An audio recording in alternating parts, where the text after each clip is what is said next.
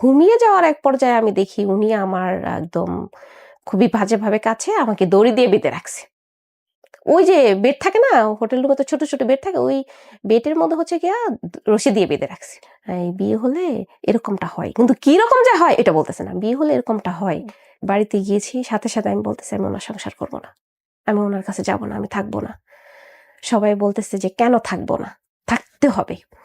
আমি কেন যে থাকবো না ওইটা আর বলতে পারতেছিলাম না।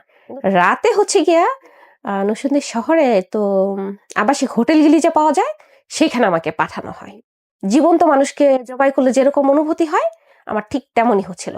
আজ আমি আর কাঁদতে চাই না, আজ আমি বলতে চাই হচ্ছে যদি কেউ কনসেপ্ট করে ফেলে তাহলে 5 বছর বাধ্যতামূলক ওখানে ওদেরকে থাকতে হবে। এই এই লাইনে গিয়ে কনসেপ্ট করলো 5 বছর থাকতে হবে? হ্যাঁ, থাকতে হবে। এই বেবিটা ওই দেশের সরকারের হয়ে যাবে। ওই বেবিটাকে রেখে 5 বছর পরে মাকে ফেরত আসতে হবে, এটা যেই দেশি মাই হোক না কেন। আসসালামু আলাইকুম প্রিয় দর্শক এবং শ্রোতা, আল্লাহ সর্ব অবস্থায় আমাদের সবার মঙ্গল করুন, সবসময়ের মতো সেই প্রার্থনা। আমন্ত্রণ জানাচ্ছি লাইফে, LIFE, দ্যাট ইজ লাইফ।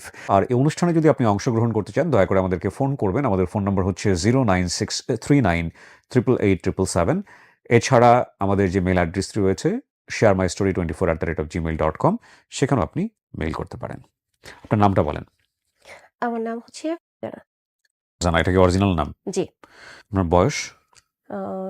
31। 31। জন্ম জেলা? গাজীপুর। গাজীপুর। জি, শুরু করেন আপনি। আমি শুরু করতে চাচ্ছি হচ্ছে 2004 থেকে। ওই সময় বয়স কত আপনার? 9। 9 বছর। জি। হ্যাঁ, আগের মেমোরি হয়তো আমার আছে কিন্তু সেইভাবে আসলে নাই। এটা ধরতে চাই না, আচ্ছা, নেই। আচ্ছা। 2004-এ আমি মোটামুটি মাশাআল্লাহ সবকিছু বুঝি। সবকিছু বুঝি। তো যখন আমি বুঝতে শিখছি তখনই দেখতেছি যে আমার বাবা-মায়ের মধ্যে প্রতিদিন মারামারি। তাও আবার মনে করেন যে ছোট-মোটো না। আমার বাবা এই তো বড়, বড় দাদি আমার মাকে দৌড়াচ্ছে, আমার মাকে প্রচন্ড মারছে, একদম ক্ষত বিখ্যাত করে ফেলছে আমার মাকে। এরকমই চলতেছে একদম প্রতিদিন। যখন মার কাছে জানতে চাই মা কিছু বলতো না, শুধু কাঁদতো। বলতো আমার মতো যেন তোমাদের না হয়। মা শুধু কাঁদতো। তারপর 2005-এ আ আমার ভাই বিয়ে করল। গল্পটা মূলত এখান থেকেই শুরু। কয় ভাই বোন আপনারা? আমরা 4 ভাই বোন। ভাই আপনি একজন। আপনি বড়? না, আমি সবার ছোট। আপনি সবার ছোট। হ্যাঁ। ভাই একজন? ভাই একজন সবার বড়, আর তারপর 2 বোন, তারপর আমি সবার ছোট। 2005-এ হচ্ছে গিয়ে ভাইয়া বিয়ে করল। বাবা কি করতেন? বাবা কিছুই করতেন না। বাবা ওই তো আমার দাদুর অনেক জমি-জমা ছিল, ওগুলি বিক্রি করতেন। বিক্রি করে টাকা নিয়ে কোথায় যেন উধাও হয়ে যেতেন। ওই সময়কার মেমোরি হ্যাঁ, আপনার ওই এগুলো? সময়কার। ওকে, জি, ভাই বিয়ে আবার করলেন। যখন টাকা শেষ হ্যাঁ। হয়ে যেত তখন হচ্ছে গিয়ে বাবা আবার বাড়ি আসতো। আচ্ছা। আবার জমি বিক্রি করত, আবার তারপর আবার চলে উধাও যেত। হয়ে যেত। হ্যাঁ, এটা যখন আমার মা প্রতিবাদ করত তখনই আমার মাকে মারামারি। এর মধ্যে তো আমাদের খাবার-দাবারের কষ্ট হচ্ছেই। তো 2005-এ আমার ভাই বিয়ে করল। আগে তো মনে করেন বাবা না থাকলেও ভাই কিছু একটা করে ছোটবেলা থেকেই চাল-ডাল নিয়ে আসতো। যখন ভাই বিয়ে করল তখন ভাই ভাবিকে নিয়ে শ্বশুরবাড়ি চলে গেল। এখন তো মনে করেন যে আমাদের ওই চাল-ডালটাও আর কেউ নেই। মা মানুষের বাড়িতে কাজ করতে শুরু করলো। গ্রামের বাড়ি তো, মানুষের বাড়িতে না, যেমন খেতে খামারে কাজ করত। এই ধান খেতে যে ঘাস হয় ওগুলি বাছাই করা। তারপরে হচ্ছে মানুষের ধানের সময় ধান নিয়ে দেওয়া, মানুষের কাপড় কেচে দেওয়া। মানে যখন যেটা পেত আরকি। ওগুলি করে, করে তখন তো আর টাকা দেওয়া হতো না বিনিময়ে। টাকা দেওয়া হতো চাল কিংবা ভাত, কিছু তরকারি, এগুলি দেওয়া হতো বিনিময়ে, কাজের বিনিময়ে। এভাবেই যাচ্ছিল। তখন 2006-এ আমার মামার বাড়িতে আমার মামার মানে আমার মামির বোন আসে। মামির বোন আসার পরে আমাকে দেখে, দেখার পরে বলে যে, "মেয়েটা এত কষ্টে, কষ্টে বড় হচ্ছে, মেয়েটা আমাকে দিয়ে দাও, আমার মেয়ের মতো করে মানুষ করব, পড়াশোনা করাবো।" মামির বোনও তো এক ধরনের মামিই বলা চলে, আ রাইট? আন্টি বলতাম আমরা। আন্টি, ওকে। আন্টি, হ্যাঁ। হুম। আন্টি এটা বলল। আন্টি যখন এটা বলল তখন আসলে ওই তো অভাব ছিল না, না খেয়ে না খেয়ে তো বড় হইছি। হুম। ভালো কোনো জামা-কাপড় গায়ে দিতে পারিনি। তো মা আমাকে বুঝালো। আমি খুব মায়ের পাগল ছিলাম, এখনো। হুম। তো মা আমাকে বলল, খুব কান্না করে, করে মাথায় হাত বুলিয়ে, "আমরা তো তোমাকে খাওয়াইতেও পারি না। ওখানে চলে যাও, ওখানে পড়াশোনা করাবে, ওখানে ভালো খাবার-দাবার দিবে, কাপড়-চাপড় দিবে।" ছোট ছিলাম, একটা লোভও তো ছিল না। তো চলে গেছি। ওই আন্টির বাসায় যখন চলে গেছি, তখন আন্টি প্রচুর কাজ করাইতো। একদম অনেক, একদম সকাল ৫টা থেকে, ভোর ৫টা থেকে রাত ১০টা পর্যন্ত কাজ করাইতো। মানে আন্টি শুধু রান্না করতো, বাকি যত কাজ ছিল সব আমাকে করতে হতো। আর স্কুলে ভর্তি করছিল না। হুম। তার আগেও কিন্তু আমি স্কুলে ভর্তি হইনি। তো এইভাবে যখন ৩ মাস চলে গেল, ৩ মাস পরে আমি আন্টিকে বললাম যে, "আন্টি" এমনিতে ভালোবাসতো, ওই আদরটা করতো যেন আমি কাজ করি। তখন তো বুঝতাম না হুম। যে আমাকে ভালোবাসতেছে, সুন্দর, সুন্দর কথা বলতেছে আমাকে দিয়ে কাজ করানোর জন্য। হুম। তো ৩ মাস পরে আমি আন্টিকে বললাম, ৩ মাস পরে কুরবানি ঈদ আসলো। তো আন্টি আমাকে একটা জামা বানায় দিল। তখন আমি আন্টিকে বললাম, "আন্টি আমাকে তো বলছেন স্কুলে ভর্তি করায় দিবেন, আমাকে স্কুলে ভর্তি করায় দেন।" হুম। তখন উনি বলল, "এই এখন না, এখন তো" তখন আসলে এগুলো বুঝতাম না যে স্কুলে ভর্তিটা করে কোন সময়। হুম। এটা বুঝতাম না। তখন বলল, "এখন তো না, স্কুলে ভর্তি নিবে হচ্ছে গিয়ে অতদিন পরে, ৬ মাস পরে, ৫ মাস পরে।" ওইটাই বিশ্বাস করলাম, থাকতে থাকলাম। ওদের অনেক কৃষি জমি ছিল, যেমন এই শাকসবজি করত। তো আন্টি ওই গাছের মধ্যে পানি দিতে পাঠায় আমাকে প্রায়। ওই বাড়ির যে আঙ্কেল, ও আঙ্কেলটার নজর তেমন একটা ভালো ছিল না, আমি ওটা আবার বুঝতাম না। উনি আমাকে মানে ব্যাড টাচগিলি করত, যেখানে টাচ করা উচিত না। তো একদিন আমাকে দুপুরবেলা আন্টি বলল, "তোমার আঙ্কেলকে পানি দিয়ে আসো, আর মুড়ি মেখে দিছে, মুড়ি দিয়ে আসো ক্ষেতের মধ্যে।" আমি নিয়ে গেলাম। আঙ্কেল আমাকে বলল, "এই আমার মাথায় তো ১টা ২টা চুল পেকে গেছে, ওগুলি তো চুলকায়, তুমি পাকা চুলটা এনে দাও। যতটা চুল আনবা ততটা চুলে তোমাকে ১০ টাকা করে দেওয়া হবে।" তো মূলত এইখান থেকেই শুরু, মানে জীবনের এই ব্যাড যে পার্ট। তখন হচ্ছে গিয়া আমি কি করলাম, ওনার মাথা থেকে প্রায় ৪-৫টা চুল আনলাম। উনি কি করলো, খুব বাজেভাবে বলল যে, "তুমি কি এটা চেনো?" এইভাবে বললে ওনার যে ছিল ওইটা উনি উল্টে ফেলে। আমি একদম লজ্জায়, মানে ভয়ে লজ্জায় আমি ওখান থেকে দৌড় দিই। বয়স কত তখন আপনার? এই ১০ হবে, ১০ এর কাছাকাছি বা ওর উপরে হতে পারে। বিষয়টা না আমি আন্টিকে বলতে পারলাম না। আ আমি ওখান থেকে আসার পিছনে আবার আঙ্কেল আসলো। আঙ্কেল আইসা আমাকে বলল, আন্টি তো মনে করেন যে পাশের বাড়ি, আন্টির বাবার বাড়ি, ওখানে চলে যেত। তখন আইসা উনি আমাকে বলল, "যদি তুমি এটা আন্টিকে বলো, আমারকে তোমার আন্টি খুব ভালো জানে। তোমাকেই খারাপ বলবে।" আর আন্টিকে বলতে পারলাম না। তখন তো আর ফোন ছিল না।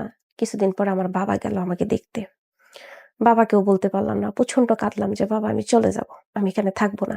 আমার বাবাও ওখানে গিয়েছে ওই যে আঙ্কেল, ওনার কাছ থেকে টাকা আনতে। ওরা যে আমাকে ওখানে দিয়ে কাজ করাইতেছে, কাজের বিনিময়ে ওরা টাকাও দিচ্ছে। ওইটা আবার ওরা আমাকে বলে নাই। বাড়ি থেকেও আমাকে বলে নাই। এই ৩ মাস আমি আর বাড়িও যাই নাই। বাবা আমাকে বলল ওই আঙ্কেলের কাছ থেকে কিছু টাকা নিয়ে দিতে। আমি তো বাবাকে বিষয়টা আর বলতে পারতেছিলাম না।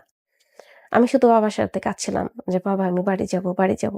এক পর্যায়ে বাবা আমাকে নিয়ে আসে। সেটা কোথায় আমি বলি আপনাকে, আমাদের কালীগঞ্জ থানার ভিতরেই পড়ে, ওখানে নাগরী একটা জায়গা আছে।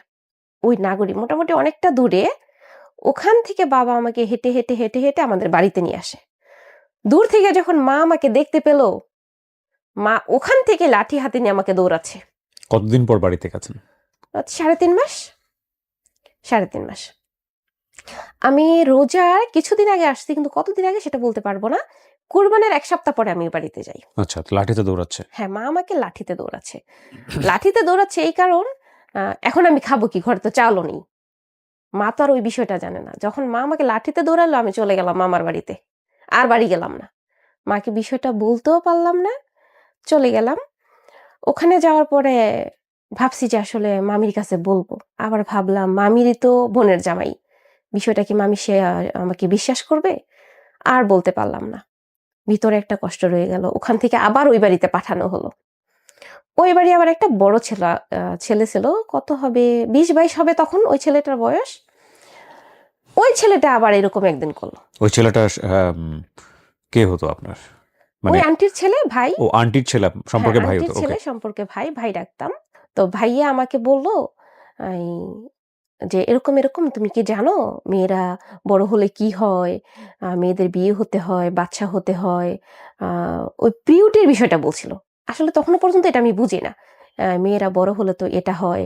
তুমি দেখছো, তুমি আয়নায় দেখিও তুমি বড় হয়ে গেছো। তুমি এখন কারো সাথে সম্পর্ক করবা, কারো সাথে মিশবা। এই বাজে কথাগুলি যখন বলছিল, তখন আমি পাশের বাড়ি আমার সমবয়সী একটা মেয়ে ছিল। ওর কাছে বলি। ওর কাছে বলার পরে ও আমাকে বলে, ওর মনে হয় একটু চঞ্চল ছিল যে আসলে এখানে ওরা ভালো না। তুমি যেভাবে হোক চলে যাও, নয়তো তোমার ওরা কিন্তু ক্ষতি করে দিবে। তো আমি ওই কাছাকাছি আমার ফুপির বাড়ি ছিল ১০ থেকে ১৫ মিনিটের। হেঁটে যেতে আরকি। তো আমি আমার ফুপির বাড়ি গিয়ে আমি ফুপির বাড়িকে বলি যে, "আমাকে ওরা অনেক কাজ করায়, আমি থাকবো না।" কান্নাকাটি করি। তখন আমার ফুপি কি করে? এখানে ২-৩ দিন রেখে আমাকে বাড়িতে নিয়ে যায়। আর আমার মাকে বলে, "মেয়ে যদি না খেয়েও থাকে, যদি মরেও যায় সে যেন বাড়িতেই থাকে।" মানে এটা ফুপির কাছে বলার কারণে ফুপি আপনার মাকে আমার বলে। মাকে বলল। বাবা তো নেই। বাবা এর মাঝখানে দিয়ে জমি বিক্রি করে আবার উধাও। তখন গেলাম, মা আমাকে বলল, "ঠিক আছে, এখন থেকে আমার সাথে কাজ করো।" আমার যে মেজো বোন, ইতিপূর্বে আমার বড় বোন এবং মেজো বোন ২ টাই বিয়ে হয়ে যায়। থাকি আমি আর মা। ভাইয়া তো বিয়ে নিয়ে বউ বাচ্চা ততদিনে ভাইয়ের ছেলে হয়। ওইটা নিয়ে শ্বশুর বাড়িতে। মা কি কাজ করব? মা বলল, "কি কাজ করবা? আমি যেই কাজ করি সেই কাজ করবা।" তো আমি আসলে করতে পারি না।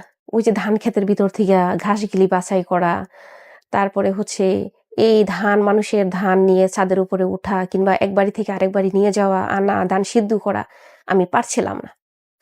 তো মা আমাকে বলল, "এক কাজ করো, তুমি গার্মেন্টসে চলে যাও।" গার্মেন্টসে আসলাম।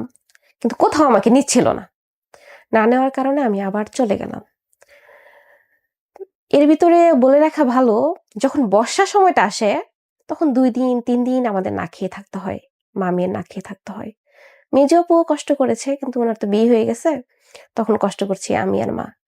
এর মধ্যে যদি মা কারো বাড়ি থেকে কাজ করে কিছু ভাত এনে, চাল এনে রান্না করে, আমার বাবা সেটা লবণ দিয়েই খেয়ে ফেলে। এখন আমি খেলাম না, মা খেলো, ওইটা দেখার আমার বাবার কোনো প্রয়োজন ছিল না।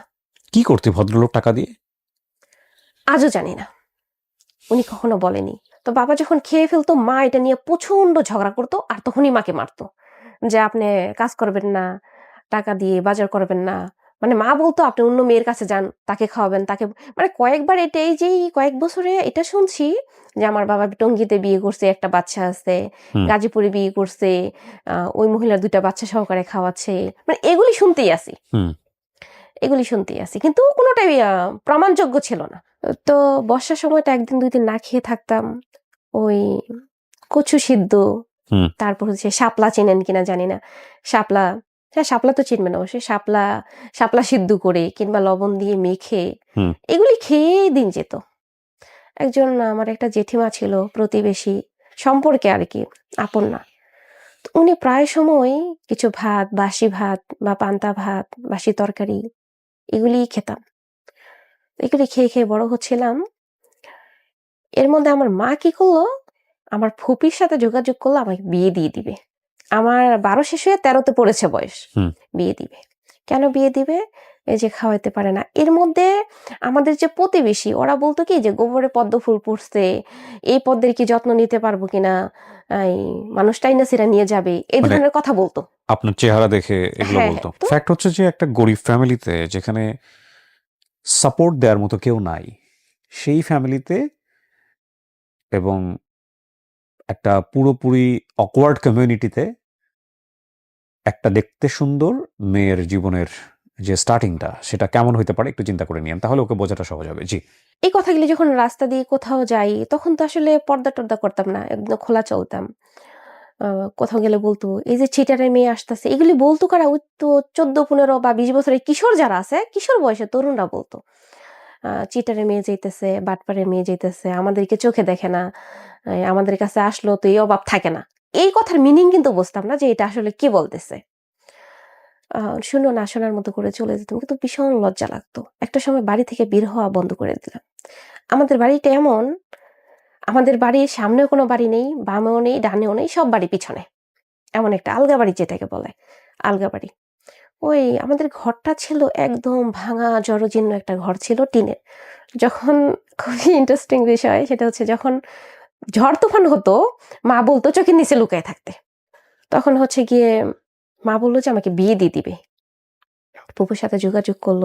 এখন বিয়ে যে দিবে, যে আমাকে যে একটা মুরগি এনে খাওয়াবে সেই সামর্থ্য কিন্তু নেই। যে একটা মাংস দেওয়া হয়। হুম। হ্যাঁ। যদি এটা কেউ বাড়িতে এনে দিয়ে যায়, তখন আর কি কুরবানিতেই খাওয়া হতো। আর গতকালকেও বলছিলাম আমরা ২ বোন যে আগে কেমন ছিল আমাদের সংসার। ওই মা হাঁস পালতো, রোজার ঈদের মধ্যে ওই হাঁস জবাই করে দিত।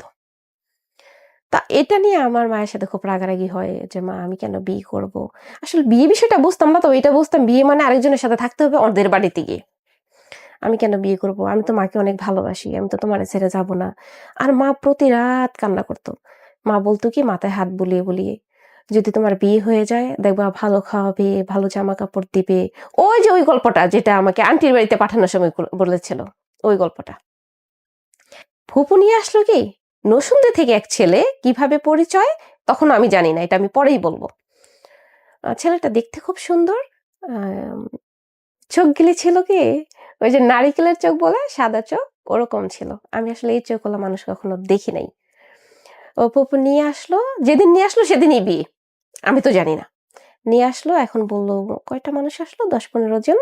ওদেরকে খাওয়ালো কি ভাত মাছ, ভাত মাছ। প্রতিবেশী ওরা প্রতিবেশী একজন মুরগি রান্না করে দিয়েছিল বিয়েতে। বিয়ে যে হচ্ছে আমি তো আর জানি না। মা আমাকে আগের রাতে বলছে এটা এটা ওরা ভালো খাওয়াবে, তোমাকে পড়াশোনা করাবে, ভালো পরিবেশে রাখবে, জামাই চাকরি করে, দেখতে অনেক সুন্দর। তখন আসলে এটা বুঝি নাই এত ভালো মানুষ আমাকে কেন বিয়ে করতে আসবে, যেখানে আমরা ভাতই খেতে পারি না, তরকারি দূরের কথা। তখন ওই কাজী আসলো, বলতেছে মেয়ের তো বয়স হয় নাই, মেয়ের তো বয়স হয় নাই, এই মেয়েকে কিভাবে বিয়ে দিব। হয়তো ঘুষ দিয়েছে, রাত 8টা বাজে আমাকে বিয়ে পড়ালো ওই লোকের সাথে। ততক্ষণে কিন্তু ওই লোককে আমি দেখি নাই, মানে দেখছি কিন্তু অনেক মানুষের ভিতরে কোনটা যে ছেলে ওইটা বুঝতে পারি নাই। উনি কিন্তু আমাকে ঠিকই দেখছে।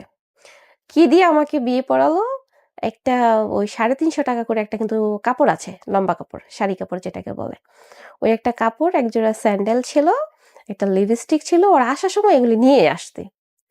একটা লিপস্টিক ছিল, একটা নেল পালিশ ছিল, আর বিয়ের একটা ওড়না ছিল লাল। এই কয়টা নিয়ে আসছে, এই কয়টা আমাকে পরাই দিল। মাগরিবের পর পর বিয়ে বললো একটা ঘরে বসতে। আমি কিন্তু খুশিতেই আছি, আমি কিন্তু বুঝতেছি না যে আসলে এর পরবর্তী সময়টা আমার কেমন হবে। কাজী আসলো, কাজী আমি তো সিনেমাতে দেখছি, কাজী বলতো 3বার বলো কবুল কবুল, এটাই শুনছি। আমার তো ওইটাই কবুল বলবো, বসে আছি। এখন কাজী এসে বললো যে মা এই বলো আলহামদুলিল্লাহ। তা আমি বললাম যে হ্যাঁ আলহামদুলিল্লাহ। প্রথম বলছিলাম না, পরে পাশে থেকে মানুষ বললো যে বলো বলো, তখন আমি বললাম যে আলহামদুলিল্লাহ। বললো যে কাজীও বললো আলহামদুলিল্লাহ বিয়ে হয়ে গেছে। কাজী এটা বললো বের হয়ে গেছে, আমাদের বাড়ির আশেপাশের মানুষগুলিও কমে গেছে। ততক্ষণ পর্যন্ত কিন্তু বজরাত্রি খায়নি ওই লোকেরা, খাবে, বিয়ে হয়ে গেছে খাবে। ওরা আসছে মেবি 4টা বাজে। তখন ওরা বিয়ের পরে খেতে বসলো, খাওয়া দাওয়া শেষ করে। ওই আমাদের ওই গ্রামে না তখন কারেন্ট ছিল না, হারিকেন, কারেন্ট ছিল না। তো রাত্রে 10টা বাজে আমাকে ওই ঘরে পাঠাইলো পানি দিয়ে, পানি কিছু পিঠা কিছু একটা হয়তো বা পাঠাইলো। আমি কিন্তু ওই লোককে তখনও ভালো করে দেখি নাই, অন্ধকার না, হারিকেন আর কতটাই দেখা যায়, মানুষ আছে। তো ওই রুমে আমাকে থাকতে দিল। আমার নানু ছিল পাশে, এক পাশে আমার নানু আর এক পাশে হচ্ছে ওই ভদ্রলোক। নানুর পাশে আমি, ওই ভদ্রলোকটা ছিল এক সাইডে, প্রথম আমার নানু, তারপরে আমি, তারপরে ভদ্রলোক। এই ভদ্রলোককে দেখে আসলে আমি একটু ভয় পেয়ে যাই, ভয় পেয়ে যাই ওই চোখ দুটো দেখে। আসলে উনি যে এত সুন্দর আমি দেখতে পাচ্ছিলাম, কিন্তু ওনার সৌন্দর্যটা কেন জানি আমার চোখে লাগছিল না, ওই চোখ দুটোই লাগছিল, আর আমি ভয় পাচ্ছিলাম। তো আমি সারা রাত উনি আমাকে টাচ করার চেষ্টা করছে, কিন্তু আমি সেটাকে দেইনি, চলে আসছি। উনিকে আমি ভালোভাবে সেই রাত দেখি নাই। পরের দিন সকালে আমি উঠলাম, ফ্রেশ হলাম, ফ্রেশ হয়ে 10টার দিকে বা 9টার দিকে আমার মা বলল, ভাবি বলল যে ওনাকে পিঠা, পানি, চাটা দিয়ে আসতে। তো গিয়েছি, এখন তো মনে করেন দিনের আলোতে স্পষ্ট উনি সুন্দর। ওনার তখন, আগে তো আমি বয়সটা জানি না, তখন ওনাকে দেখে মনে হলো এই 20-21 হবে এরকম। সুন্দর, একদম চিকন মিকন লম্বা, কিন্তু ওই যে ওনার চোখ দুটো যে ওইটা, আর হচ্ছে ওনার চুলগুলি লাল, ওনার চুলগুলি লাল, আর যে চোখ দুটো ওই যে সাদা, এই দুটো দেখে আমি একদম ভয় পেয়ে গেলাম। রাতে তো একটু ভয় কম পেয়েছি, এখন একদম পুরোপুরি ভয়। তারপরে আমি সাথে সাথে বের হয়ে গেলাম। আমি বললাম এই লোকের সাথে তো আমি যাব না।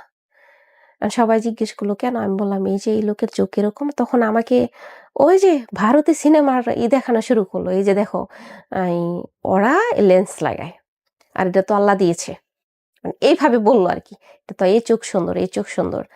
আসলে এই চোখ আমি আগে দেখিই নাই, এই ফার্স্ট এই চোখ। চুল হয়তো দেখছি লাল, কিন্তু এত লাল চুল আর এরকম চোখ দুইটা মিলিয়ে আমি এরকম মানুষ দেখি নাই।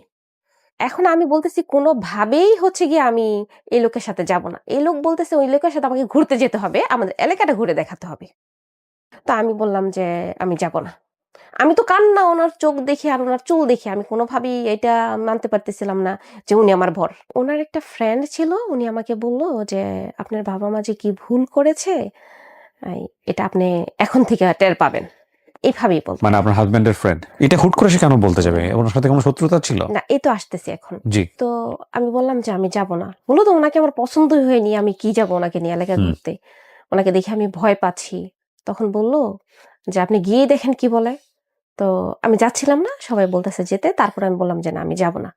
তখন উনি আমাকে দেখালো ওনার হাত। ওনার হাত ইতিপূর্বে মনে হয় কত হাজার বার কাটছে 2 হাত, তা আমি নিজেও জানি না। আমি কিন্তু এখনো পর্যন্ত কখনোই আমি রক্ত দেখতে পারি না। মানে হাজবেন্ডের হাত কাটা দেখলেন আপনি? হ্যাঁ, এইগুলোতে ব্লেড হ্যাঁ, দিয়ে হ্যাঁ, কাটা? একদম এখান থেকে মানে 2 হাত এই পর্যন্ত। একদম কুচি, কুচি করে মানে কয়েকবার মনে হয় কত হাজার কাটা, যা অবিশ্বাসযোগ্য। তো আমি বললাম যে আমি যাব না। তখন উনার ফ্রেন্ড গিয়ে উনার হাতটা আমাকে দেখালো। উনার হাত দেখায় আমাকে বলল যে দেখেন, এখন যদি আপনি না যান এখনই কিন্তু কাটবে, এবং উনার পকেট থেকে ওই লোকটা নিজেই কিন্তু একটা ব্লেড বের করে দেখালো। একদম নতুন প্যাকেট করা। তখন উনার বোন ছিল, বলতেছে যে চলো যাই অল্প একটু। তখন আমি ভাবতেছিলাম যে আমি বিষয়টা কি সবার কাছে বলবো, বললেই বা কি হবে, অনেকবার তো অনেক কিছু বলছি, কিছুই হয়নি। তো আবার চলে আসলাম। চলে আসার পরে এইভাবে 11টা বেজে গেল। এখন আমাকে বলতেছে শ্বশুরবাড়িতে যেতে হবে। পরের দিন কিন্তু, আগের দিন বিয়ে হলো। ওনারা আমাদের বাড়িতে ছিল সেই রাত। 10-15 জন সবাই ছিল। আমি যেতে চাচ্ছিলাম না। সবাই বলল, "আরে বোকা, ওরা নিবে, স্কুলে ভর্তি করে দিবে।" মাঝখানে কিন্তু আমি আবার ক্লাস 4 পর্যন্ত পড়াশোনা করেছিলাম ওই আন্টির বাসা থেকে আসার পরে। আচ্ছা। তো ওরা আমাকে বলল ক্লাস 5 এ নিয়ে ভর্তি করে দিবে। মানুষ তো এখন তো বুঝি, আগে তো বুঝতাম না যে বিয়ের আগে দেখাশোনার একটা ব্যাপার থাকে। আমাদের বাড়িতে কিন্তু বাড়ি থেকে ওদের বাড়িতে কেউ যায়নি এটা দেখার জন্য। পাত্র কেমন, বাড়িঘর কেমন, আদৌ তো ওদের বাড়ি আছে কিনা, এরকম কিছুই কিন্তু কেউ যায়নি দেখতে। ওই যে আমার ফুপি বলল, আমার ফুপিও যে চিনে না ততক্ষণ পর্যন্ত আমি জানি না। আমার ফুপি এক লোক ভিক্ষা করতে আসছে, বলল যে আমার ভাইয়ের একটা ছেলে আছে, মেয়ে আছে কিনা। আমার ফুপিও কি করলো, মাকে বলল, মা একদম আমাকে বিয়ে দিল। ওদের বাড়িতে যাই। আহ, নরসিংদী পর্যন্ত আমি আগে গিয়েছি। আগে জানতাম না যে আমি কোথায় বিয়ে হয়েছে, ওরা বলছে নরসিংদী বিয়ে হয়েছে। আসলে একটা জেলা কত বড় হয় এটাও আমার ধারণা ছিল না। আমি মনে করছি নরসিংদী মানে হয়তো বা আমি যে জায়গায় গিয়েছি আগে ওইটাই নরসিংদী। আমি আমার বোনের বাড়িতে গিয়েছিলাম আগে, ওইটা মনে করে নরসিংদী বাস স্ট্যান্ড নামার পরে ওরা ওখান থেকে একটা সিএমজি নিল, আরো 2 ঘন্টার পথ। এটাকে বলা হয় গোপালপুর বা গোপালগঞ্জ কিছু একটা। ওখানে সিএমজি থেকে নেবে আবার লঞ্চ। এখন যখন লঞ্চে উঠছি আমি তো কান্না, আমার মনে হচ্ছে যে আমাকে বাংলাদেশ থেকে ইন্ডিয়া নিয়ে যাচ্ছে। সাথে আমার নানু ছিল। ওখানে আমি কান্না। এখন লঞ্চের মানুষ সবাই বলতেছে এটা পাগল নাকি, কোত্থেকে আনছে, পুরা মা কেউ ঘুমাচ্ছে, কারো বাচ্চা ঘুমাচ্ছে, কেউ মুরব্বীরা অসুস্থ আছে, এটা পাগল নাকি, এটা ইটাল দিয়ে পানিতে ফেলে দিতে। খুবই মজার বিষয় ছিল আমাকে ধাক্কা মেরে পানিতে ফেলে দিতে। এরকম করতে করতে ওদের বাড়িতে যাই। এখন গিয়ে যখন লঞ্চ থেকে নামছি, গাড়ি তো উঠবো না, গাড়ি তো আর নেই। এখন হচ্ছে ওর বাড়ির পেছন, ওর বাড়ির উঠান, ওর বাড়ির গলি, এই করতে করতে আরো 1 ঘন্টা 2 ঘন্টা বাড়িতে আর পৌঁছাইতে পারতেছি না। আমি জিজ্ঞেস করি, আমার নানু জিজ্ঞেস করে আর একটু ওই বাড়ি ওই বাড়ি। যেতে যেতে বাজলো মাগরিবের পর, এশারের আগ মুহূর্তে ওই বাড়িতে গিয়েছি। যাওয়ার পরে আমাকে করছে উঠানের মধ্যে কাদামাটি হচ্ছে গিয়া শক্ত করে ওর ভিতরে পয়সা লুকিয়ে রাখছে। এটা আমাকে খুঁজে বের করতে হবে, ওই গ্রামের নিয়ম। আচ্ছা। এটা যদি খুঁজে বের করতে পারি আমি চালাক, যদি বের না করতে পারি আমি বোকা। দিয়েছে, এটা তো আসলে আমি পারতেছিলাম না। অনেকক্ষণ হয়ে যাওয়ার পরে মুরব্বীরা বলতেছিল আচ্ছা আচ্ছা পারে না যেহেতু, অনেক দূর থেকে আসতে, পরে ঘরে নাও। ঘরে নিয়েছে। এখন ঘর তো আর ঘর না, যে বাঁশের, আমাদের ওদিকে আঞ্চলিক ভাষায় বলা হয় এটাকে বাঁশের মুলি, এদিকে কি বলে আমি জানি না। ওটা দিয়ে হচ্ছে কি আপনার স্টোরিটা থেকে ছোট, ওটা দিয়ে 4-5টা, উপরে হচ্ছে গিয়ে আপনার কি বলে এটাকে, এই যে পাটকাঠি আছে না, পাটকাঠি দিয়ে আর একটা কাগজ দিয়ে, তারপর হচ্ছে এই মাটি দিয়ে লেপ দেওয়া হচ্ছে কি একটা ফ্লোর তৈরি করছে, উপরে ছাদ তৈরি করছে। উপরে ছাদ আর 4-5টা হচ্ছে ওই বাঁশের বেড়া। হুম। বাঁশের বেড়া। এটা নাকি ঘর। এই ছোট্ট ঘরে আবার একটা পার্টিশন করা। ছোট্ট ঘরে একটা পার্টিশন করা, ওটার মধ্যে একদম চিকন করে একটা চৌকি রাখা। ওইটাই হচ্ছে আমার ঘর। ওইটাই হচ্ছে আমার ঘর। তো ওখানে আমাকে নিয়ে গেল। তো আমি মনে করছি হয়তো কারো বাড়ি রান্নাঘরে বা গোয়াল ঘরে বসাইছে। ওখানে বসলাম। ওখানে বসার পরে ওরা আমাকে নিয়ে গেল, হাত মুখ ধুইতে বলল যে ওই যে শাড়ি, বিয়ের শাড়ি, ওই শাড়িটা খুলতে হবে। আমাকে জামা দিল। ওই আমার ননদ ছিল, ওর পুরনো জামা আমাকে দিল। ওইটা খুলে ফ্রেশ হয়ে আসতে খাবার দিবে। আমিও তো ছোট মানুষ না, আমি তো ক্ষুধা না, সারা রাস্তা তো আর কিছু ওরা আমাকে খাওয়ায়নি। আমাদের বাড়ি থেকে যে খেয়ে আসলাম ওই পিঠা, সেই পিঠাই। ওখানে আগে হাত মুখ ধোয়ার জন্য ওরা আমাকে নিয়েছে। এখন দেখি টিউবওয়েল নাই, নদী থেকে পানি উঠায়া বালতি করে আমার ননদ নিয়ে আসছে আমি হাত মুখ ধোয়ার জন্য। এখন ধুইলাম। বলে রাখা ভালো, যেদিন রাতে আমার বিয়ে হয় সেদিন রাতেই আমার প্রথম পিরিয়ড হয়, সেদিন রাতেই। এখান থেকে আবার আমার ভাবি বলে দেয় যে পিরিয়ড হইলে আসলে কি করতে হবে। আমি তো আর আগে বুঝি না। ও আমার হাজবেন্ডের বোন আমার ননদকেও বলে দেয় ওর যে এরকম হয়েছে একটু কিছু ব্যবস্থা করার জন্য। ওরা আমাকে কি দেয়, কাপড়, পুরোনো কাপড়, পুরোনো কাপড় কেটে কেটে ওনারা আমাকে কতগুলি টুকরো দেয়, বলে এটা ব্যবহার করতে। এখন কিভাবে করব আমি তো সেটাও জানি না, ওইটা তো আর বলে না। ওরা মনে করছে হয়তো বা আমার আগে থেকেই জানা আছে, এটা প্রথমবার সেটা আর ওরা জানে না। তখন ওটা থেকে আমরা হাত মুখ ধুই, আমি আমার নানু হাত মুখ ধুয়ে ওই ছোট্ট রুমে গিয়ে আর কি, রুমে জায়গা নেই, শুধু চকিটা। আমার নানু উপরে উঠে বসে আর আমি পাও ঝুলিয়ে বসি আর কি। বসার পরে ওরা আমাদেরকে খাবার দেয়। তবে খাবারের মেনুটা খুব ভালো ছিল, একদম মানে বড়লোকি খাবার যেটাকে বলে। দেশি কই মাছ ভুনা, দেশি মুরগির রোস্ট, তারপরে হচ্ছে গরুর মাংস, বড় বড় বেলে মাছের তরকারি, তারপরে পায়েস, পোলাও, মিনিকেট চাউলের ভাত। এই প্রথম মিনিকেট চাউলের ভাত খাই, মিনিকেট চাউলের ভাত। তো এটা দেখে মনে হয়েছে যে না, এই বাড়ি হইতেই পারে না এই মানুষের। অবশ্যই অবশ্যই এই বাড়ির মানুষের বড় বাড়ি, হয়তো আমাকে নিতে পারতেছে না, নিবে। আমার নানু তো মুরব্বী মানুষ, একদম খুশিতে নাচতেছে, মানে খাবার দেখে উনি শুধু আমাকে চিমটি দেয়, মানে ভাবতেছে যে এখানে আমার হাসি আসতেছে। আমার নানি আমাকে চিমটি দেয় আর বলে, তোর তো কপাল খুলে গেছে, তোর তো কপাল খুলে গেছে, তোর তো রাজকপাল। তো খাওয়ার দাওয়ার হলো। এখন ওই ঘরেই আমাকে ঘুমাতে দিল। ওখানে ঘুমাতে হবে। একটা কাঁথা বিছানো ছিল, 2টা বালিশ ছিল, আরেকটা কাঁথা গায়ে দেওয়ার ছিল। তো আমার ননদ যেটা, সরি ননাস ছিল না, ওই ননদকে আমার সাথে শুইতে দেয়। তো উনি কি করে, মাঝরাতে উঠে যায়, আমার হাজব্যান্ড আসে। উনি একটা পুরুষ মানুষ, আমার গায়ের মধ্যে হাত দিচ্ছে, আমি বুঝবো না? যতই ঘুমে থাক, আমি একটু ঘুম পাগল ছিলাম আজও। তখন আমি একদম লাফ দিয়ে উঠে বসছি। কে কে, একদম খুব জোরে, কে কে, গ্রামের মেয়ে ছিলাম তো, উচ্চ সুরেই কথা বলতাম, কে কে। উনি আমার মুখে চেপে ধরলো, বললো যে আস্তে আস্তে।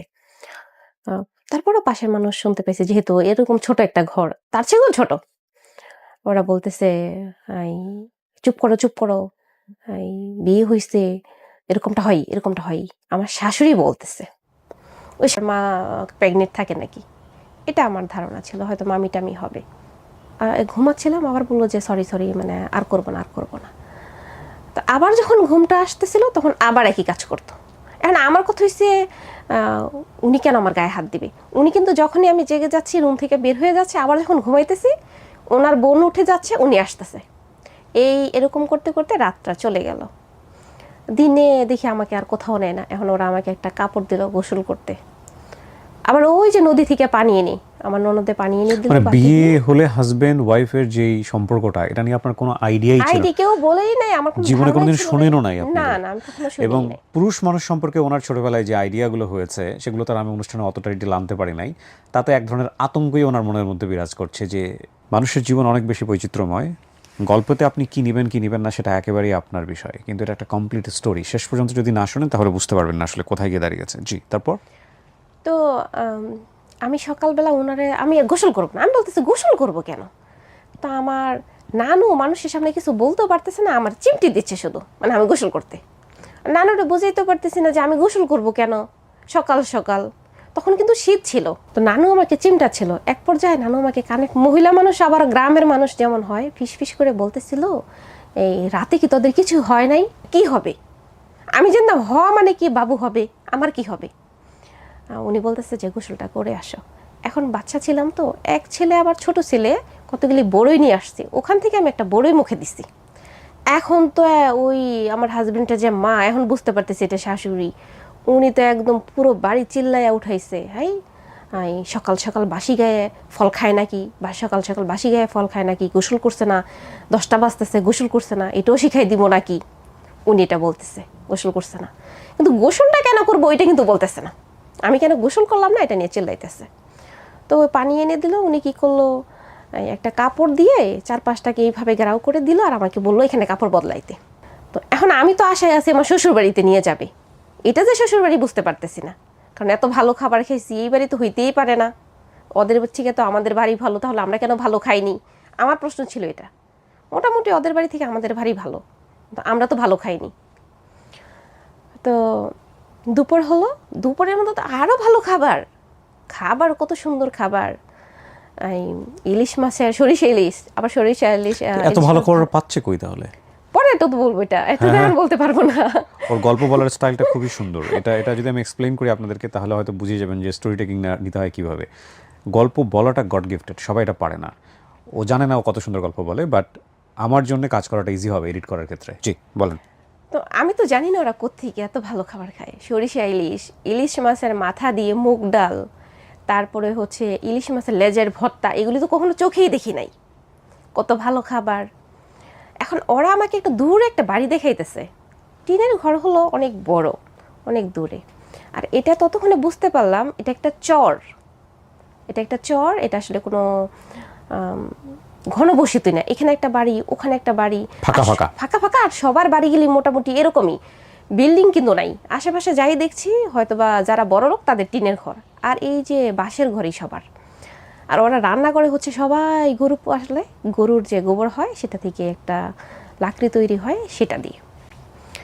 তো দুপুরবেলা, দুপুরে কিন্তু ছিল পোলাও ছিল, আবার নতুন রান্না কিন্তু। আর এর মধ্যে যে খাচ্ছে শুধু ওরা বা আমরা না, আশেপাশের অনেক মানুষ, এই বাড়ির মামা, ওই বাড়ির চাচা, ওই বাড়ির ফুপু, সব মিলিয়ে মনে করেন 20 জন, সবাই খাচ্ছি।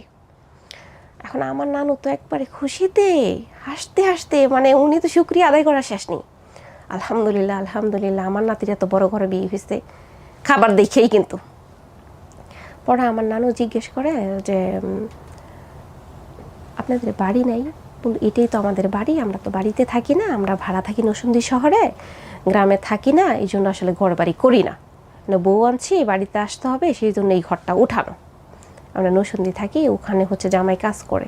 জামাই যে কী কাজ করে ওটা কিন্তু জানি না। এটা হচ্ছে রাতে খাওয়া, ওইখানেও কিন্তু কারেন্ট নেই, এই হারিকেন। এই রাতে 10টা বাজে, আবার রাতও মাশাল্লাহ পিঠা বানালো, জিলাপি বানালো, আর অনেক কিছু। রাতেও খেলাম। রাতে যখন শুইতে গেছি তখনও কিন্তু কেউ বলেনি যে স্বামী স্ত্রীর সম্পর্ক কেমন হয়। আমি যে আগের রাতে চিল্লাচিল্লি করছি তারপরেও না। এখন ওনাকে যখন আমাকে দিয়েছে তখন আমি বললাম যে না, আমি ওনাকে সাথে ঘুমাবো না, সবার সামনেই। উনি আমার গায়ে হাত দেয়। আচ্ছা, আমার শ্বশুরও ছিল ওখানে। আমি যখন এটা বললাম আমার শ্বশুর হেসে দিছে, বলতেছে দেখো মেয়ের কথা কি। আমার শ্বশুর বললো যে তোমাকে আমি মেয়ের মতো করে আদর করব, আমি কিন্তু তুমি ডাকবো না।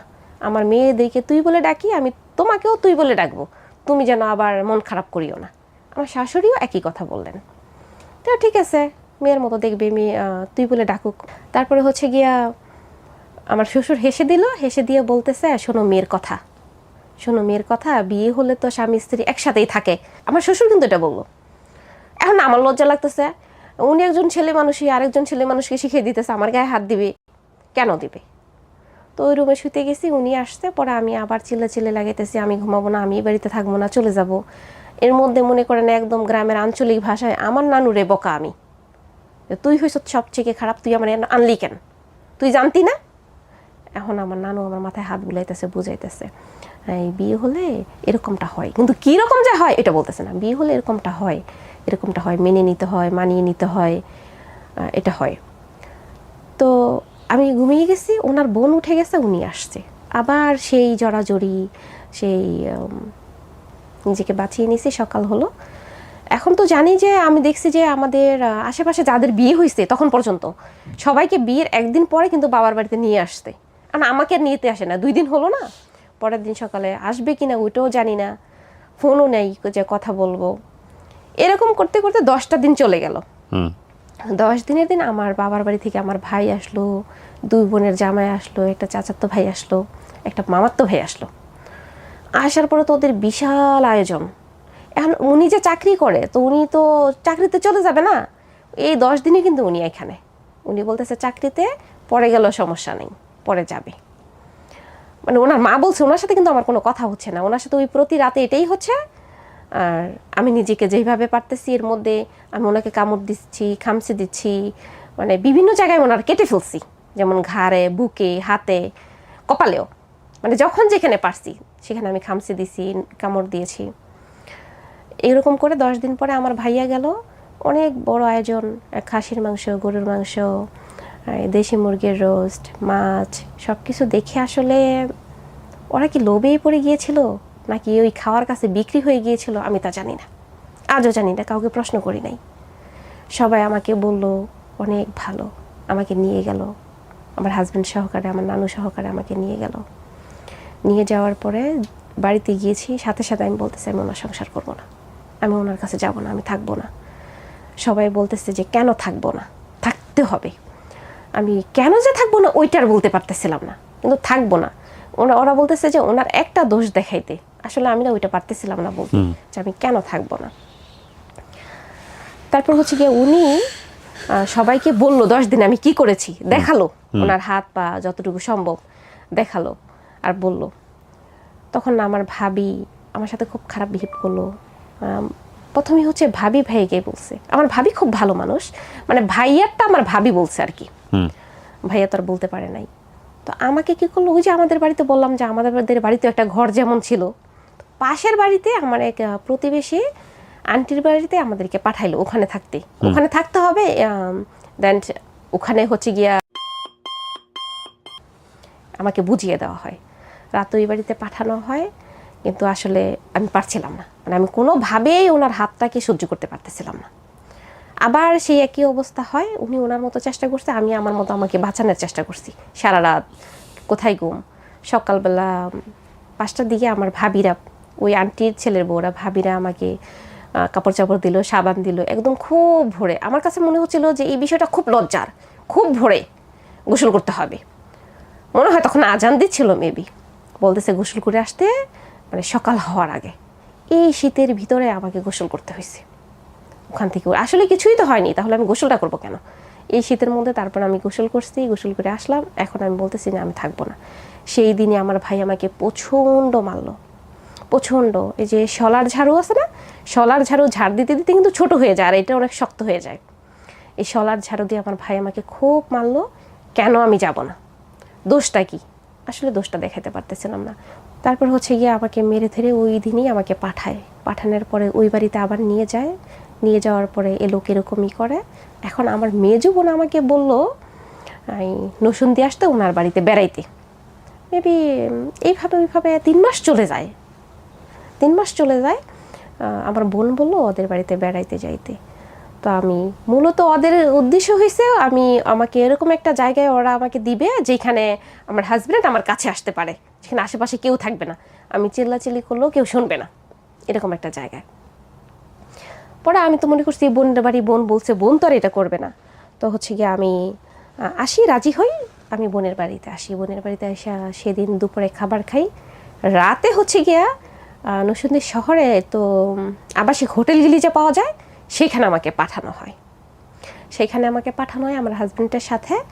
আমার মনে হয় আমার বোনই ওই যে খাবার খাওয়াইছে কিছু একটা মিশাই দিছে, কিছু একটা মিশিয়ে দিয়েছে আমার বোন, মেজো বোন। আমি ওনার সাথে যাই, প্রচণ্ড ঘুম। ওই যে আমি বললাম যে আমি ঘুম পাগল, আমি ঘুমিয়ে যাই। ঘুমিয়ে যাওয়ার এক পর্যায়ে আমি দেখি উনি আমার একদম খুবই বাজেভাবে কাছে আমাকে দড়ি দিয়ে বেঁধে রাখছে। ওই যে বেড থাকে না হোটেল রুমে, তো ছোটো ছোটো বেড থাকে, ওই বেডের মধ্যে হচ্ছে গিয়া রশি দিয়ে বেঁধে রাখছে, রশি দিয়ে বেঁধে রাখছে। এখন তো মনে করেন যে আমি দেখি উনি একদম, আগে তো এরকম কখনো দেখি নাই। যেইভাবেই হোক উনি সেদিন সফল হয়েছে, উনি সেদিন সফল হয়েছে। আমার তো অবস্থা খুবই বাজে, প্রচণ্ড ব্লিডিং হচ্ছে, কিন্তু ওনার কিন্তু মায়া লাগছে না। ওইভাবেই উনি কাছে আসতেছে, ওইভাবেই। সেই রাতেই আমি কিন্তু ওই বেঁধে রাখা অবস্থায় আছি, উনি কিন্তু আমাকে আর খুললো না।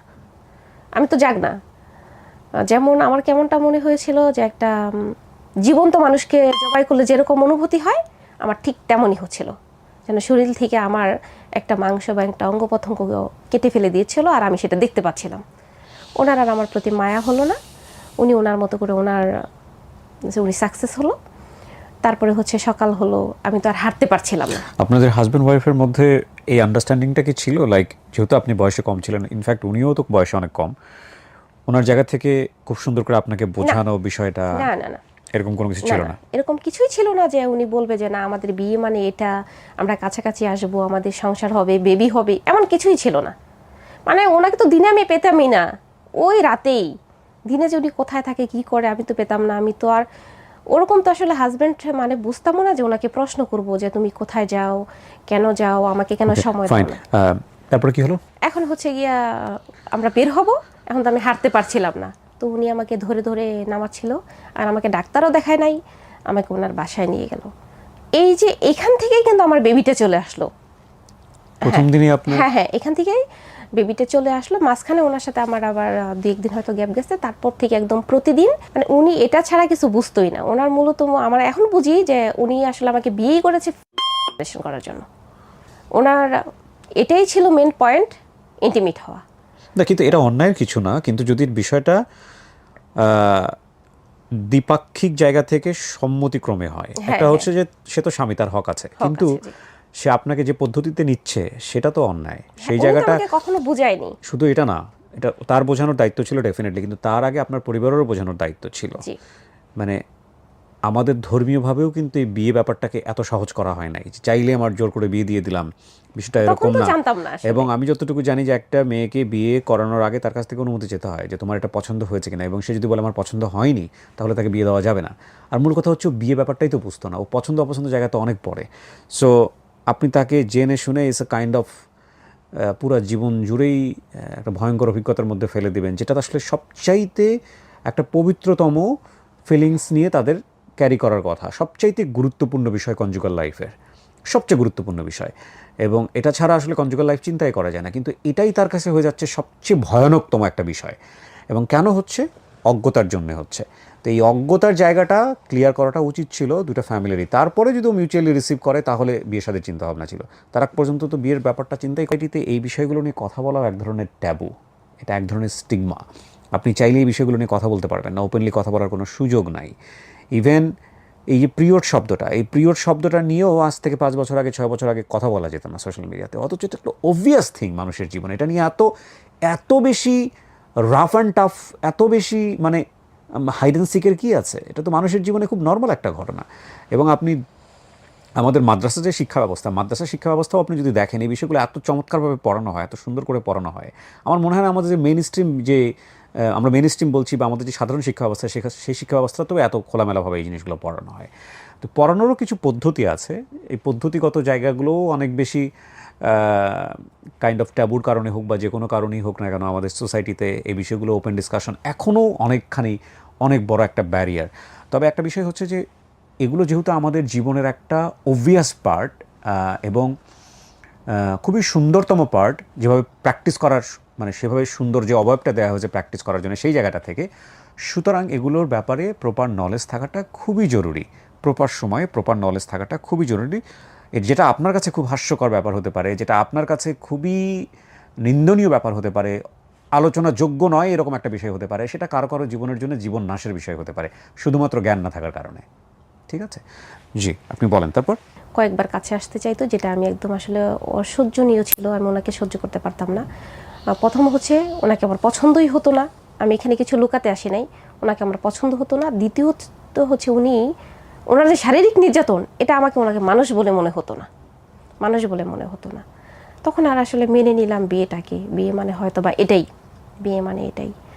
এর মধ্যে হয় কি, আমার বাবার বাড়িতে যখন আসি, বান্ধবীরা জিজ্ঞেস করে তোমার জামাই তোমাকে কতটা আদর করে, উনি তোমাকে নিয়ে ঘুরতে যায় কিনা, বা ওনাই তোমাকে মজা টজা দেয় কিনা, খাওয়ার জন্য কিছু আনে কিনা, বাট এরকম কিছুই পাইনি। তো আমি বললাম যে হ্যাঁ সব হয়। এখন আসলে সংসারটাকে মেনেই নিতে চাচ্ছিলাম, যদিও ওনাকে মেনে নিচ্ছিলাম না সংসারটাকে। এর মধ্যে যে আসলে বেবি চলে আসে আমি কিন্তু এটা বুঝতে পারি না। মানুষের বেবি হওয়ার আগে কিন্তু অনেকগুলি সিমটম থাকে, যেটা আমার ছিল না। যে বমি আসে, ঘুম, অনেক কিছু থাকে বা খেতে পারে না। আমার এরকম কিছুই ছিল না, আমি তো ঘুম পাগল সবসময় ছিলাম, ঘুমাচ্ছি। বাবার বাড়িতে যখন আসি আমি বলি যে আমি থাকবো না, আমি চলে যাব। তখন হয়তো আমার বেবিটা 1-2 মাসের গর্ভে, আমি তো বুঝতে পারি না। আমি বললাম যে আমি যাব না, যাব না। বলার পরে আমার বাড়ি থেকে প্রথম সুন্দর করে বোঝালো। আপনি খাওয়ার ব্যাপারটা বলেন না কিন্তু, এত দামি খাবার কোত্থেকে আসতো? এখনো তো আমি জানি না, বলবো আর পরে। ওকে, আর পরে জি, তারপর? তখন হচ্ছে কি আমাকে বুঝালো। এখন আমি ওদেরকে বুঝালাম যে আমি পারবো না। এখন আমার ভাই আমাকে, আমি আমার ভাইকে প্রচন্ড ভয় পেতাম, ভয় দেখাই আসলে বড় করছে আমাদেরকে। আমার ভাই আমাকে হাতে ধরে বললো, এক হাতে লাঠি নিল, মায়ের কাঠ বলে আমাদের এদিকে, মানে মানুষকে পিটানোর জন্য একটা কাঠ আছে, একটা কাঠ আছে, এটা হচ্ছে গিয়ে বানানো হয় অর্ডার দিয়ে। কি বলেন? হ্যাঁ হ্যাঁ, এটা অর্ডার দিয়ে। মানে কি মানুষকে রেগুলার পিটানো হয় আপনাদের এলাকায়? তাহলে না না, মানে চোর ডাকাত আসলে ও আচ্ছা আচ্ছা, মারবে আর কি এটা দিয়ে। তো একটা লাঠি বানানো হয়, এক হাতে ওই লাঠি খুবই শক্ত, মনে হয় সেগুন কাঠের হতে পারে। এক হাতে হচ্ছে লাঠি, আরেক হাতে আমার ভাই আমাকে হাতটা ধরছে। এখন বল ওর দোষ কি, যাবি না কেন? ওকে তোকে খাবার আপনি কি দেয় না? ভাবিকেও বলতে পারছেন না যে ভাবি এরকম একটা না, সমস্যা? না। ওই কমিউনিকেশনটা ছিল না? না না, আসলে এটা আমি বলতে পারছিলাম না। জি। আমার ভাবি জিজ্ঞেস করছে, বারবারই জিজ্ঞেস করছে কেন আমি যাব না, আসলে আমি বলতে পারছি মানে না। আপনার পরিবারে বলার মতো কাউকে কেউই কি ছিল না যে একটু না, ওই ক্লিয়ার সবাই তো হই? ভয়ই দেখাইছে। শুধু খালি ভয় দেখেন, সবাই সংসার কত করতে ইম্পর্টেন্ট হবে, একটা বিষয়। হ্যাঁ, জি। মান সম্মান চলে যাবে, গরিবের মেয়ে একবারই বিয়ে হয় না, আবার বিয়ে কিভাবে হবে, আর আসলেই বা মানুষ কি বলবে, এগুলি আমাকে বুঝাইতেছে। আমি শুধু বলতেছি আমি যাব না, আমি শুধু কান্না। আজ আমি আর কাঁদতে চাই না, আজ আমি বলতে চাই। আমি শুধু কাঁদতাম, কিছুই বলতে পারতাম না। তখন হচ্ছে গিয়া ওনারা আমাকে বললো, গরিবের মেয়ে, একবার বিয়ে হয় না, কি খাবা, আবার পাঠালো। আমি আবার পালিয়ে চলে আসতাম। মানে মাসে হয়তো বা মনে করেন যে 30 দিনের মধ্যে আমি 20 দিনই পালিয়ে আসতাম, আবার সেদিনে আমাকে ধরে নিয়ে যাইতো, হয়তো আমার ভাই নিয়ে দিয়ে আসতো। ততদিনে কিন্তু ওই বাড়ি ছেড়ে কিন্তু ওই যে ভাড়া বাসায় চলে আসলাম, নরসিংদীতে? হ্যাঁ, নরসিংদীতে। আচ্ছা, ওই বাড়ি ছেড়ে ভাড়া বাসায়? ভাড়া বাসায়। ওই বাড়িটা ওর নিজের বাড়ি ছিল? হ্যাঁ, ওদের নিজের Okay, বাড়ি ছিল। fine. ভাড়া বাসায় চলে আসলাম, মানে ফুল ফ্যামিলি ভাড়া বাসায় চলে আসলাম। তো আবার পালিয়ে যখন আসলাম, লাস্টবার যখন পালিয়ে আসলাম, তখন আমার ভাই প্রচন্ড মারলো, এত মারলো যে আমি দাঁড়াইতে পারতেছিলাম না, আমি ওয়াশরুমও যেতে পারতেছিলাম না। আপনার হাজবেন্ড কিছু বলতো না? না, উনিও তো, মানে এখানে আমার ভাই মারতো, ওখানে উনি মারতো। মানে এখান থেকে আমি মার খেয়ে ওখানে যেতাম, ওখান থেকে মার খেয়ে এখানে আসতাম। এখন দেখি হচ্ছে গিয়ে ওনার হাতগুলি প্রচন্ড শক্ত, রিক্সা চালায় উনি। এখন দেখি এই প্রায় 3 মাস কিন্তু উনি কোনো কিছু করে নাই। 3 মাস পরে দেখি হচ্ছে উনি ফজরের পরে যায়, 12টার দিকে চলে আসে। কোথায় যাও? চাকরি করতে যাই। এটা আবার কোনো চাকরি হয় নাকি? এটা কোনো চাকরি হয় নাকি?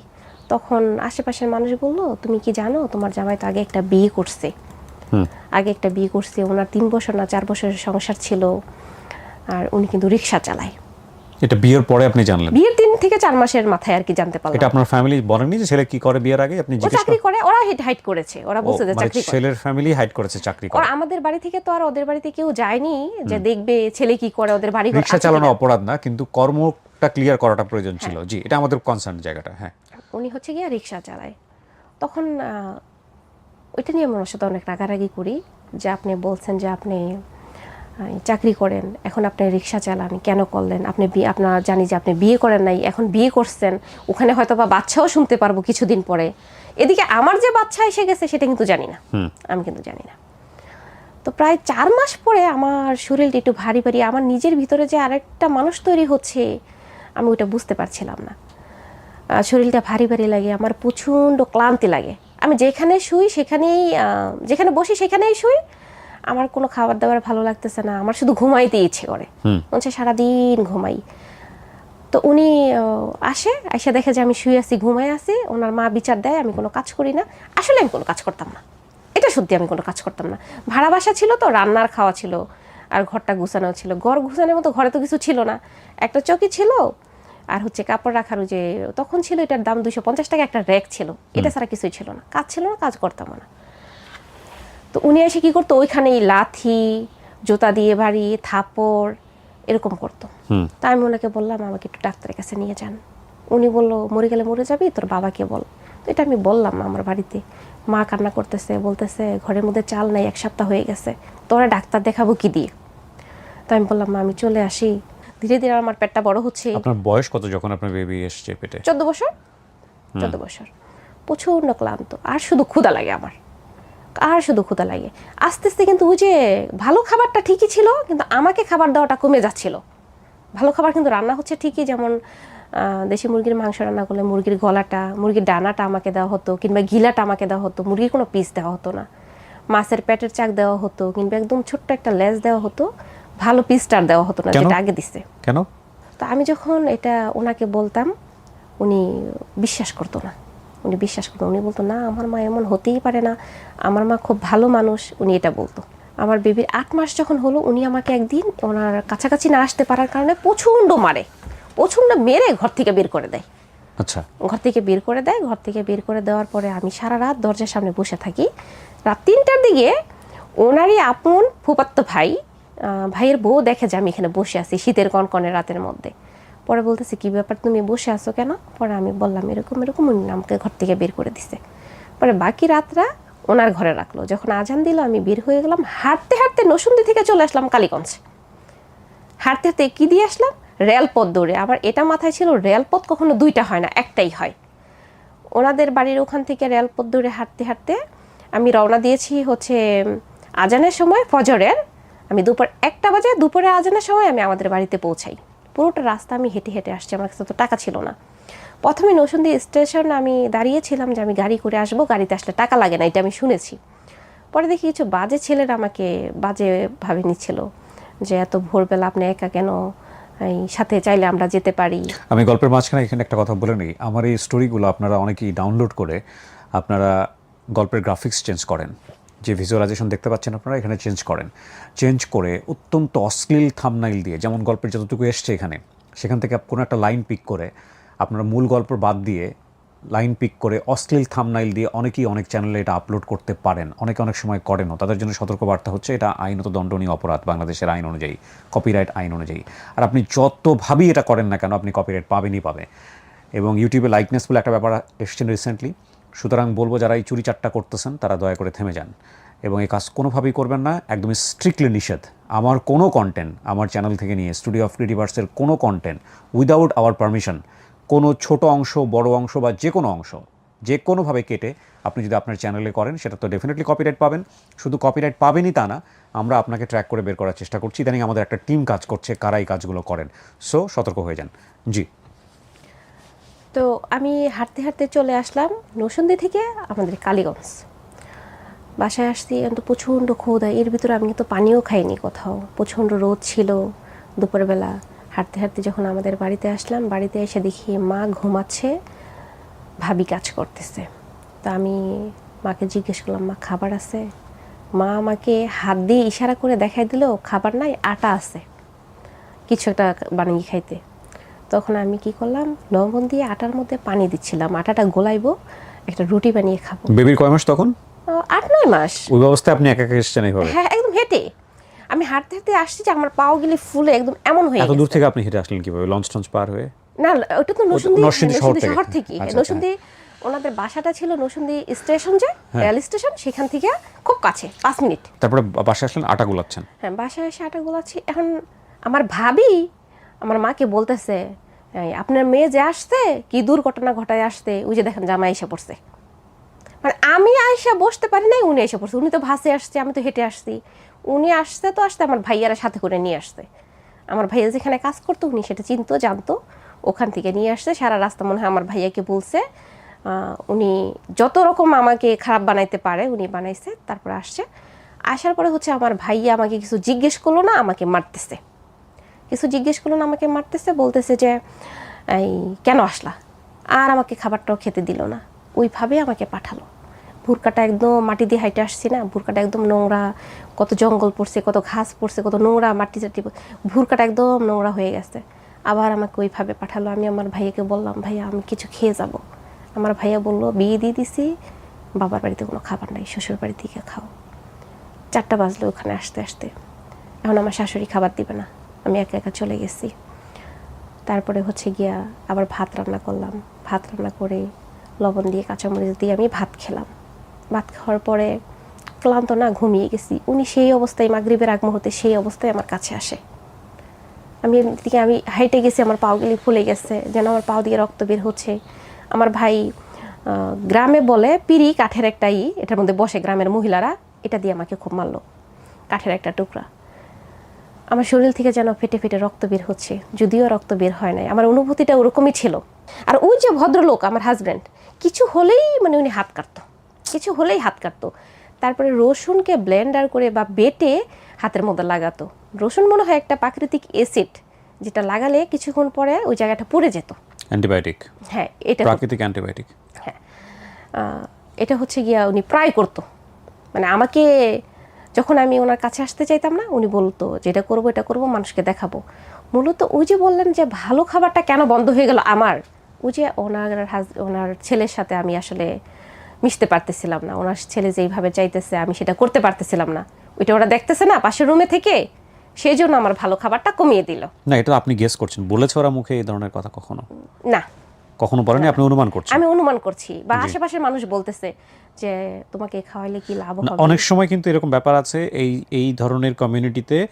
অনেক সময় পেটে বাচ্চা আসলে মনে করে যে খাবার অল্প দিতে হবে, এতে করে বাচ্চা ছোট হবে, এতে করে ডেলিভারির জন্য ইজি হবে। একটা সময় ছিল এরকম, আমরা আপনারা দেখেছেন কিনা জানি না, আমরা ছোটোবেলায় যখন বাংলাদেশ টেলিভিশন দেখতাম, ওই সময় মানুষদেরকে সচেতন করা হতো যে পেটে বাচ্চা আসলে আরও বেশি বেশি খাবার দিতে হবে, সচেতন করা হতো। কিন্তু অনেক সময় আগেকার যারা ছিলেন তারা কিন্তু উল্টোটা করতেন, খাবার কম যাতে করে বাচ্চা ছোটো হয়, এতে করে নর্মাল ডেলিভারির জন্য সহজ হবে। আমি জানি না আগেরকার মুরব্বী মানুষরা যদি অনুষ্ঠান দেখে থাকেন তাহলে হয়তো আমার কথাগুলো একটু রিলেট করতে পারবেন। আমরা যে সময়টাতে এই জিনিসগুলো দেখেছি, সচেতনতামূলক বিভিন্ন নাটিকা হতো ছোটো ছোটো, ওই সময়টা জিনিসটা বুঝতামও না আমরা যে কেন এগুলো হয়। বাট নাটিকাগুলো এমনভাবে পরিবেশন করা হতো যেন সব শ্রেণীর মানুষজন এই গানগুলো লাভ করে। হয়তো সে কারণেও করে থাকতে পারে ওনার শাশুড়ি, আমরা জানি না কী কারণে করা হয়েছে। জি, তারপর? তো ভালো খাবার দেওয়াটা বন্ধ হয়ে গেল। তো এই ভদ্রলোক, আমি মাঝে মাঝে খিদায় রাতে উঠে বসে থাকতাম। 3 বেলার বাইরে তো খাবার দিত না ওনার মা, 3 বেলাই খাবার। জিনিসটা বুঝতামও না আমরা যে কেন এগুলো হয়। বাট নাটিকাগুলো এমনভাবে পরিবেশন করা হতো যেন সব শ্রেণীর মানুষজন এই গানগুলো লাভ করে। হয়তো সে কারণেও করে থাকতে পারে ওনার শাশুড়ি, আমরা জানি না কী কারণে করা হয়েছে। জি, তারপর? তো ভালো খাবার দেওয়াটা বন্ধ হয়ে গেল। তো এই ভদ্রলোক, আমি মাঝে মাঝে খিদায় রাতে উঠে বসে থাকতাম। 3 বেলার বাইরে তো খাবার দিত না ওনার মা, 3 বেলাই খাবার দিত। আমি নিজে হাতে রান্না করতাম, কিন্তু খেতে পারতাম না। উনি আমার রুমের মধ্যে খাবারটা দিয়ে যেত। কারণ আমার তো খাবার পরও লাগতে পারে, কিন্তু ওইটা উনি করতো না। গ্রামেই আমার বাবুটা হলো, আমার ছেলেটা হলো। ছেলেটা হওয়ার পরে আমার বাবা মা ওরা দুজনই গেল। নর্মাল ডেলিভারি ছিল, সিজার ছিল না। বাবা মা যাওয়ার পরে আমার বাবা মাকে খুব অপমান করলো, কেন ওরা খালি হাতে গেল। আমার মাকে নিয়ে গেছে একটা দেশি মোরগ, কিছু আতপ চাউল, মানে এগুলি, গাছের কিছু সবজি, এগুলি নিয়ে গেছে। তো আমার ছেলেটা হয় জানুয়ারি মাস 2011 জানুয়ারি 3 তারিখে আমার ছেলেটা হয়। আমার ছেলেটা হওয়ার পরে যখন মা এগুলি নিয়ে গেল, মাকে প্রচন্ড অপমান করলো, কেন গরু নিয়ে গেল না, সোনার চেন নিয়ে গেল না। মাকে প্রচন্ড অপমান করলো। তো মা 7 দিন থেকে চলে আসলো। এখন 7 দিন পরে ওনারা কি করলো, আমাকে আলাদা করে দিল, ওনাদের সাথে আর খাবার দিবে না। ওনার ছেলে ওনাদের সাথে খাবে, আমি আলাদা খাবো, আমি আলাদা খাবো। এখন আমি আলাদা খাবো কিভাবে? উনি আমাকে কিছু চাল, কতগুলি পুঁটি মাছ, তারপরে হচ্ছে গিয়া 2টা পাতিল দিয়ে দিল। তো ওনার ছেলে আবার হলুদ মরিচ এগুলি এনে দিল। আমি এই অবস্থায় রান্না করলাম, রান্না করলে খেলাম। একটা সময় ওনারা বলল যে আমাদের বাবার বাড়ি থেকে নাকি কথা ছিল ওনাদেরকে 30,000 টাকা যৌতুক দিবে। আমি ততদিন পর্যন্ত জানি না। এখন আমাকে যৌতুক 30,000 টাকা দিতে হবে, আর যৌতুক না দিলে আমাকে রাখবে না, আমাকে ছেড়ে দিবে। কিন্তু আমার বেবি হয়ে গেছে, এটা আমি বুঝতে পারছিলাম। এখন যদি আমি চলে যাই আমার বেবির কি হবে, এটা বুঝতে পারছিলাম। তারপরে হচ্ছে গিয়া আমি ওনাকে বললাম যে এরকম এরকম আপনার বাবা মা চাইতেছে যে আপনি আমাকে ছেড়ে দেন, আপনি কি চান? পরে উনি বলতেছে যে না, আমি তোমাকে প্রচন্ড ভালোবাসি, আমি তো তোমাকে ছাড়বো না, আমি তোমাকে ছাড়া থাকতে পারবো না। তো উনি আমাকে নিয়ে ওই রাতের বেলা, রাত তখন 3টে বা 4টা বাজে, পালিয়ে আসলো। উনি ওনার বাবাকে প্রচন্ড ভয় পাইতো, ওনার বাবা যা বলতো উনি তাই করতো। তো ওনার আবার মামাতো বোনের বাড়িতে আইসা আমাকে যে বিয়েতে নাকের ফুল দিয়েছিল, ওই নাকের ফুলটা ওনার মামাতো বোনের কাছে 350 টাকা বিক্রি করলো। ওই টাকা দিয়ে ভাড়া দিয়ে আমার বাবার বাড়িতে আসলো। বাবার বাড়িতে এসে দেখি ওই অভাব অনটন, কিন্তু চাল নেই, কিছু নেই। তো মা মানুষের বাড়ি থেকে ধার দেনা করে 1 সপ্তাহ খাওয়ালো আমাদের দুজনকে। পরে বললো তোমরা চলে যাও। পরে চলে গেলাম নরসিংদী ওনার ফুপুর বাসায়, আমার হাজব্যান্ডের ফুপুর বাসায়। আচ্ছা, ওখানে চলে গেলাম। ওখানে চলে যাওয়ার পরে তখনই প্রথম শুনতে পারি ভালো ভালো খাবার কোত্থেকে আসতো। আমার ফুপাই শাশুড়ি আমাকে বলতেছে, উনি আমাকে প্রচন্ড ভালোবাসতো, প্রচন্ড ভালোবাসতো। উনি আমার মাথায় হাত বুলিয়ে বলতেছে, জানো মা, আমি তো তোমার জীবনটা শেষ করে দিছি। তো আমি জিজ্ঞেস করলাম, "কিভাবে?" বলল, "আমি তো জানতাম না, ওরা তো অমানুষ। বিয়েটা তো আমিই নিয়ে গিয়েছিলাম। তোমাকে আমিই বউ করে আনছি, তোমার সন্তানটা আমিই দিয়েছি। এখন তো ওরা অমানুষ। তোমার শ্বশুর তো আসলে চুরি করে। ওহো! তোমার শ্বশুর তো আসলে চুরি করে, তুমি আমারে মাফ করে দিও। আমি ধীরে, ধীরে অসুস্থ হয়ে যাইতেছি, কবে মারা যাই তা তো বলতে পারি না। তুমি আমাকে মাফ করে দিও।" তখন আমি একটা শক খেয়ে যাই আর জিজ্ঞেস করি যে, "ফুপু কি চুরি করে? চুরি করলে